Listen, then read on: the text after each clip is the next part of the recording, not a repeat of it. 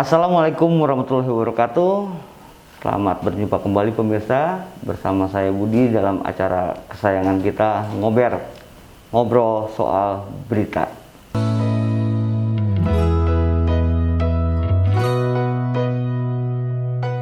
Gitu. Pada kesempatan kali ini saya kedatangan tamu istimewa. Beliau adalah Mang Ramses Tampu Bolon. Siap. Ya, sebagai Ketua DPC KBB Cimahi, Oraski SB ya, Pak? Oraski SB. Apa tuh Oraski SB tuh? Oraski SB adalah organisasi angkutan sewa khusus Indonesia Sejahtera Bersama. Oh, keren namanya. Sudah sejahtera kah? Sampai saat ini masih berjuang. Siap. Gitu. Itulah. Jadi pada kesempatan ini kita ingin sedikit membedah, mengulas tentang keluh kesah dari para driver online ya. Siap. Kang ya. Boleh. Gitu. Seperti apakah derita dan duka di kala pandemi ini? Kurang lebih seperti itu ya, Kang ya. Siap, boleh. Kita mulai dulu, Kang. Apa yang mendasari terbentuknya Oraski SB ini, Kang? Iya, Assalamualaikum warahmatullahi wabarakatuh. Waalaikumsalam. Pertama, mungkin saya mewakili Oraski Sejahtera Bersama. Saya Ramses Tampu Bolon dari DPC Cimahi KBB.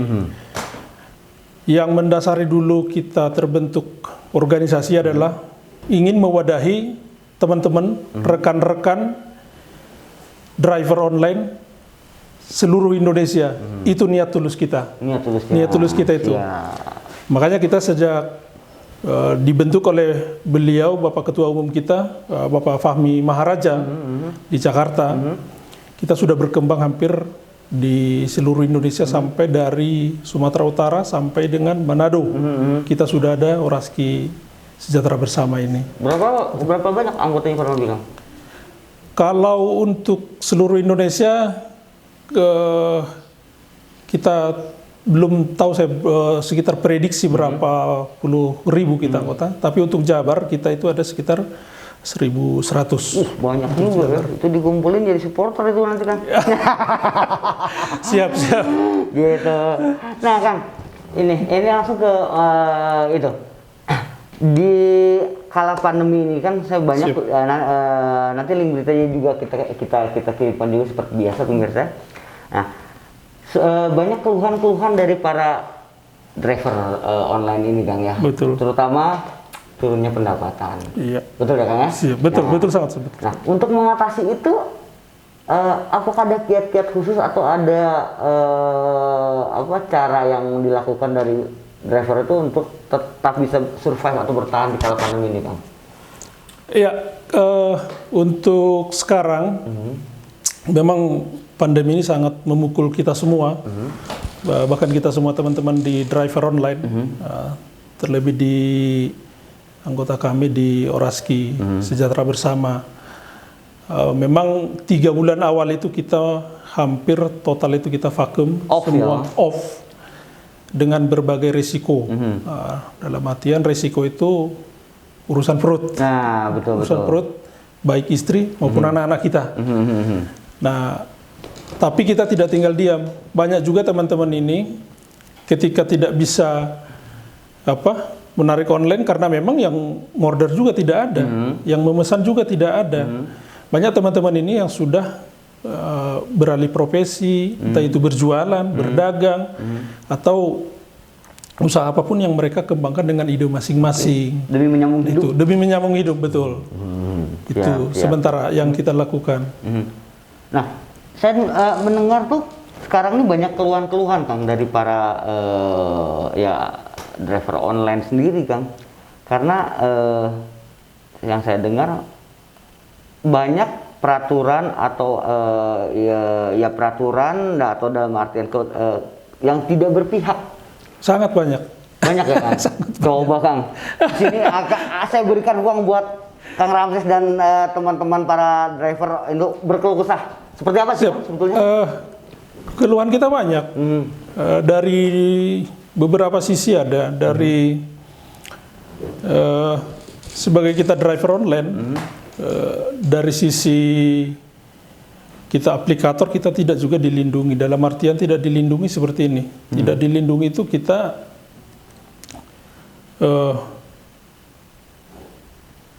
terlalu banyak bekerja di jalan. Dalam itu kita keluar jam 6 pagi, kita bisa pulang jam 12 malam. Dan itu sudah sangat luar biasa buat kita. Kita ketika kita berada di luar. Nah, keluhan-keluhan itu satu, order yang tidak ada. Karena penumpang juga tidak ada mengorder. Takut juga karena pandemi ini. Yang kemudian di antara driver sendiri sekarang itu terlalu banyak kita saling curiga satu dengan yang lain. Kenapa? Karena teman-teman di driver online ini ada yang menyebut ada driver prioritas. Mantap. Yang kita tidak tahu dalam tanda kutip, kita tidak tahu benar tidaknya. Karena itu asumsi teman-teman yang mengalami di lapangan. Nah, ada juga driver yang hanya dia satu hari jalan cuma dapat 2 trip. Sementara yang lain ada juga yang dapat 10 bahkan sampai 12 trip. Nah, itu yang membuat itu jomplang. Jadi keluhan teman-teman ini di jalanan yang tidak dapat payung perhatian lah, tidak dapat perhatian baik dari aplikator maupun pemerintah. Itu yang barusan tadi terlintas dalam benak saya, gitu kan. Apakah selama para driver ini tidak turun ke jalan, tidak adakah bantuan dari aplikator atau dari perusahaan aplikator tersebut kepada para driver yang lain? Ada nggak sih Kang? Sampai saat ini untuk driver online itu tidak ada. Tidak ada. Padahal dari aplikator. Padahal bapak-bapak ini semua mereka itu adalah pejuangnya aplikator dong ya? Betul. Kenapa saya bilang tidak ada begini? Walaupun ada, mungkin dari pemerintah itu ada program namanya prakerja. Tapi untuk masuk akses itu pun kadang-kadang kita kesulitan juga. Dan itu tidak semua teman-teman driver online itu terakomodir. Yang kedua, dari aplikator ada bantuan, tapi bantuan juga dipilih-pilih juga. Bantuannya kadang cuman voucher Indomaret 150 atau voucher ini sekian. Nah, itu yang dalam artian kita makan sehari juga sudah habis. Sementara bertahan hidup ini tidak perlu sehari, tidak butuh sehari, pada hari dan hari-hari yang lain. Gitu. Jadi sangat minim lah ya. Sangat minim. Dalam artian kita tidak mendiskreditkan bahwa tidak ada bantuan, hanya minim sekali dan tidak memadai. Tidak memadai. Siap. Itu sih yang kita harapkan dari pemerintah ini, supaya kita mungkin pandangan banyak orang terhadap kami driver-driver ini, ketika kita memiliki mobil itu suka dianggap itu mampu. Padahal sama sekali tidak. Karena apa? Kita harus bayar cicilan, rata-rata cicilan mobil kita berapa? 4 juta, operasional, baik itu buat ban, oli dan segala macam, buat rumah. Otomatis penghasilan kita kalau kita kalkulasi itu kita harus dapat sebulan itu sekitar 8 juta lebih. Dan itu yang tidak bisa terpenuhi. Akibat penghasilan Bapak harus 8 juta, mungkin dianggap bahwa para driver online itu sudah tidak masuk ke dalam kategori karyawan yang mendapatkan bantuan gaji di bawah 5 juta. Sebenarnya kita bukan karyawan. Nah, itu dia. Sebenarnya kita bukan karyawan. Dengan aplikator itu kita itu mitra. Tapi mitra yang tidak jelas seperti apa. Kalau mitra yang saya tahu kalau kita mitra, posisi kita ketika si aplikator dia punya kebijakan, ajak dong, komunikasi dong mitranya. Betul. Begitu kan? Betul. Nah, sementara ini yang dikeluarkan terus kebijakan sendiri. Nah, itu. Kalau kita memang dianggap mitra yang baik, kita yang mensejahterakan, ya ajak dong kita nih. Betul. Supaya juga kita masukkan dari mitra-mitra ini nih. bisa berkontribusi itu juga memajukan aplikator ini. Ya. Nah, gitu. Jadi kan gini, kalau saya boleh sedikit ini kan, untuk BLT yang tidak mampu itu ada. Nah, apakah dalam kategorinya para driver online ini masuk ke dalam itu? Nggak juga. Tidak juga, karena juga, kita oke. tidak tahu juga status mereka. Terus ada bantuan kepada para karyawan di bawah gaji 5 juta. Apakah driver ini masuk ke dalam kategori karyawan? Tidak masuk. Tidak juga. Jadi nggak dapat nih, Tidak dapat. Udah dua. Komponen ini nggak dapat ya. Betul. Nah, sekarang ada lagi bantuan kepada UMKM. Ya UMKM besarannya juga sama 2,4 juta. Masuk ke dalam itu juga? Untuk UMKM tidak. Enggak juga. Tidak juga. Kasihan banget ya Kang. Nah, jadi Ini kita gimana nih solusinya ya? Solusinya saya rasa apa gini. Coba deh teman-teman di aplikator maupun pemerintah survei dulu deh ini. Teman-teman driver ini gitu. Betul, Seperti apa sih keseharian mereka? Baik di jalanan maupun di rumah. Belum lagi kita kadang-kadang kita kan resiko kan. Kadang-kadang teman-teman mungkin Mang Budi pernah dengar driver online yang meninggal, yang apa, yang dirampok. Banyak, hampir Karena setiap hari itu saya dapat resikonya. selalu saya baca berita ada yang ya mohon maaf nih agak-agak ya nanti silahkan kalau mau disensor saya sama editor saya gitu kan. Siap. Yang punten dibunuh lah, dirampok lah. Betul. Wah udahlah dikadalin lah istilahnya ya. Itu yang kita Resikonya miris sebenarnya karena perlindungan buat kita itu sangat minim. Perlindungan buat sangat kita minim. Ya, terlebih sekarang kadang-kadang kebijakan ini bukannya kebijakan untuk membantu mitranya maju, tapi hanya mencari keuntungan yang besar. jadi hanya indah di awal ya Kang ya. Betul, hanya indah di awal. Indah di awal ya. Indah di awal. Indah di awal gitu lah. Gitu. Siap. Dimanja di dulu, awal. dimanja dulu. Saya sering ketika saya salah satu boleh dikatakan pengguna ya Kang ya, pengguna dari fasilitas ya istilahnya mah online. Angkutan online lah. Siap. Gitu. Saya sering kadang-kadang bertanya juga dengan para drivernya sambil ya dalam perjalanan itu kan. Keluhannya rata-rata sama Kang. Keluhannya sama, pendapatan menurun, kurangnya perhatian dari aplikator. Betul. Kemudian akhirnya waktu awal sih bagus secara bonus katanya Kang. Nah sekarang malah bonus tuh susah katanya. Malah sekarang konsepnya ada beberapa aplikator ya udah kalau mau jalan kalau nggak sudah katanya. Saking banyaknya yang antri. Iya. Karena juga, memang kalau dulu kita 2015, 2016, bahkan 2017 itu masih indah. Cari uang itu gampang. Tapi sekarang zaman sudah berubah, masa sudah berubah, itu sudah hilang. Karena kenapa? Kalau dulu mereka mungkin butuh. Betul. Butuh semua berlomba-lomba. Sekarang enggak lagi. Sekarang demand-nya udah tinggi, jadi betul, demand-nya tinggi. Sombong ya aplikator. Iya. Aplikator kalau sombong dibilang tuh. Orang bilang, saya bilang lah nggak apa-apa. Gimana, Pak? Buat koreksi aja sebenarnya. Koreksi ya. Kalau memang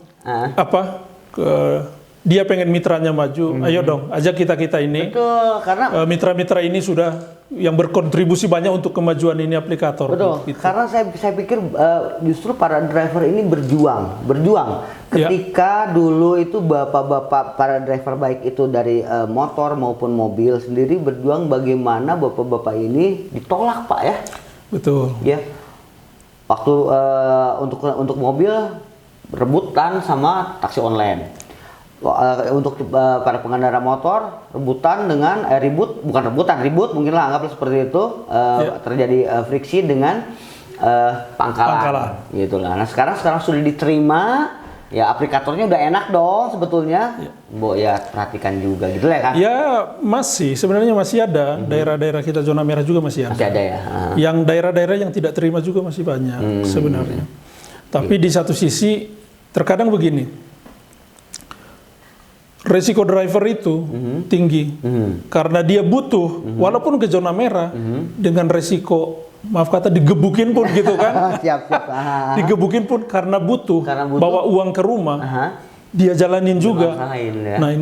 Nah saya harap sih teman-teman di APK di aplikator ini coba peduli sedikit lah begitu. Peduli dalam artian jangan hanya lagi mengeruk keuntungannya aja. Betul, jangan hanya mengeruk keuntungan. Keuntungannya apa aja sih, Kang? Keuntungannya ya nggak apa-apa, buka-bukaan dong sedikit. keuntungannya buat mereka ya duit lah. Iya betul. Nggak, maksudnya seperti apa saja sih yang mereka dapatkan tuh dari bawah dari akang semua ini, dari mamang semua. Kalau sistem kita sih sekarang itu apa ya? Di aplikator ini kan ada namanya potongan 20%. Potongan 20% dan ada namanya uang pemesanan sebesar 3.000. 20% itu dari total pembayaran penumpang. Dari total, jadi begini. Contoh, saya kasih contoh ya. Saya Mang Bud ngorder nih, betul. mau ke Hotel Horizon. Oh, siap. Ongkosnya 23.000. 23.000, oke. 23.000. 3.000-nya dipotong dulu sebagai biaya pemesanan. Oke. Yang langsung masuk ke mereka. Ush. Itu dipotong langsung kita dari IDR kita, dari saldo kredit kita. Jadi argonya itu sebenarnya 20.000. 20.000 itu baru dipotong 20%. Oke. Berarti 20% dari 20.000 itu 4.000. 4.000. Jadi 4.000 plus 3.000. 7.000. 7.000. Sebelum saya naik, saya udah ngasih mereka 7.000. 7.000. Enak banget Nah, ya, usaha apa itu? Jadi Tapi nggak apa-apa. 23.000 masuk ke driver itu cuman hanya 17.000. 17.000. 17.000 kan dipotong 7.000. 3.000 plus 20%. Oke, itu masuk Ke driver. driver. Nah, itu sebenarnya keuntungan buat mereka dan saya tidak mau berbicara keuntungan apa lagi karena mereka yang lebih tahu kerja sama Tapi dengan siapa. minimal berarti sudah dapat 20% plus 3.000. Plus 3.000. 20% plus 3.000. Wah, luar biasa. Enak ya? Enak. Sangat enak. Enak ya? Gitu ya.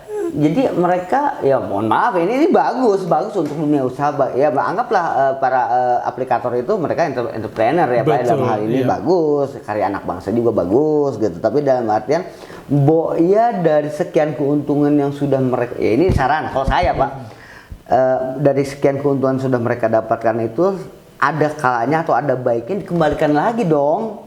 Ya, dikala susah seperti ini. Ini versi saya nih Pak. Versi saya, silakan aja. Kalau ini versi saya, bukan versi yang lain. Boya dari, anggaplah itu tabungan bapak-bapak yang sudah diberikan kepada mereka keluarkan lagi ketika di kala susah seperti ini. Karena bapak-bapak ini kan pertanyaannya mau nggak mereka? Nah itu Kak. No comment kalau itu. Ketika sudah masuk uang kantong, sudah masuk kantong itu malas banget keluar. Ya. Itu salah satu untuk aplikator. Nah, ini Pak, saya juga sering mendengar, ya. Sambil minum kan? Diminum betul. Kebanyakan ini diminum. Kebanyakan ngobrol memang kering. Kita minum. Nah, gini Kang, banyak sekali saya dapat keluhan. Kan sebetulnya ada program relaksasi dari pemerintah. Ini mungkin menjawab obrolan saya pada episode sebelumnya bahwa banyak program pemerintah tentang relaksasi di bidang kredit perkreditan itu tidak dijalankan sepenuhnya. Ya. Saya bawa sekarang kebetulan saksinya nih. Ini Mang Ramses ini dia salah satu korban atau pelaku Pak? Ya. Yang mengalami dah. Yang mengalami aja. Yang mengalami ketidakbenaran relaksasi yang digaungkan oleh pemerintah, yaitu dalam hal kredit ya Kang.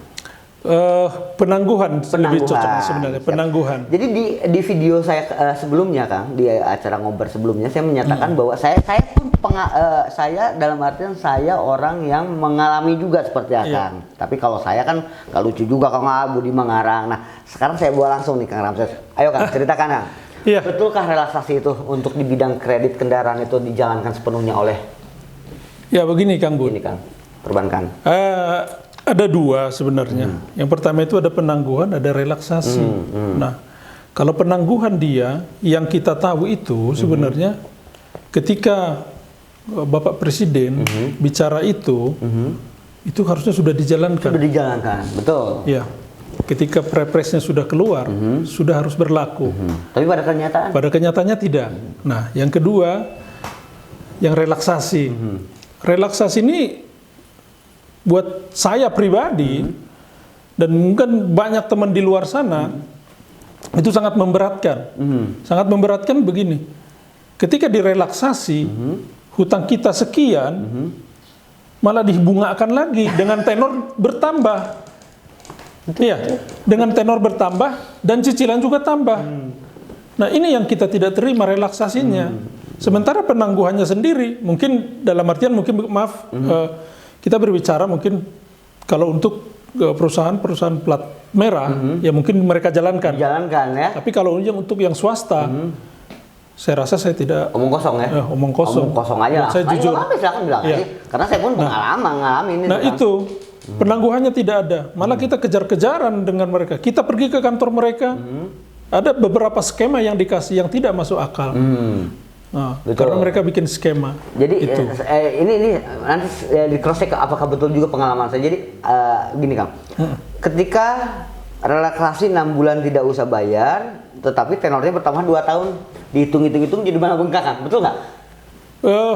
Begini, ketika direlaksasi, contoh kita udah berjalan cicilan 2 tahun, hutang kita contoh 100 juta lagi. Nah, hutang kita ini yang 100 juta direlaksasi jadi 5 tahun lagi. Walaupun kadang cicilannya menurun, tapi tenornya tambah. Tenornya nambah. Nah, kan ini sebenarnya akal-akalan. Akal-akalan. Tenornya tambah. Nah, yang memberatkan itu, loh, kita utang 100, malah diutangkan lagi jadi bengkak lagi. Nah, ini yang buat teman-teman, tapi banyak juga teman-teman mungkin yang individu yang tidak berkomunitas, tidak berorganisasi, yang kejebak di sana. Bahkan sampai saat ini saya rasa prediksi saya sekitar 20-30% teman-teman driver online ini unitnya kembali ke leasing, ditarik leasing. Ditarik leasing. Iya. Adakah yang anggota dari orang sendiri yang kena? Ada. Gitu. Terus bagaimana cara ininya Kang menanggulangi itu? Kalau kita menanggulanginya, kita serahkan ke pihak bersangkutan. Kalau memang mau dikembalikan, karena kita juga tidak mau memaksa. Tapi kalau memang yang mau bertahan, silakan bertahan. Karena kita pun dilindungi oleh undang-undang konsumen. Betul. Kita dilindungi undang-undang konsumen. Itu yang selalu saya pegang. Nah, walaupun pada prakteknya nanti di lapangan seperti apa, entah itu pakai kalau dalam bahasa kami namanya debt collector ya. Ya kita masing-masing saling melindungi lah di jalan. Siap. Itu. Nggak boleh kan? Debt collector di jalan dilarang. Ya, jadi nggak usah takut. Memang dilarang, makanya kita kadang-kadang kuatnya kita karena tahu kita undang-undang konsumen seperti apa. Dan juga ada teman-teman di organisasi juga yang paham. Seperti rekan saya, Bro Yos ini, Pak Yosep, tahu kita akhirnya teman-teman memang yang mau dilindungi ya kita bantu. Ya. Dalam artinya bantu perlindungan itu begini, bantu perlindungan itu ketika dicegat ya kita berapa anggota kita datang aja ke sana, amankan lagi unitnya. Siap. Gitu. Ya. Bukan dengan kekerasan ya. Jadi memang itu bagusnya dalam arti adanya sebuah organisasi atau perhimpunan dalam betul. Ini ya. Hanya itu yang buat kita kuat sebenarnya di situ. Saling menjaga ya. Saling menjaga. Siap. Nah, jadi sebetulnya kan seperti apa sih yang diinginkan oleh para pengusaha online ini? Iya. Nah ini sebenarnya pertanyaannya bagus.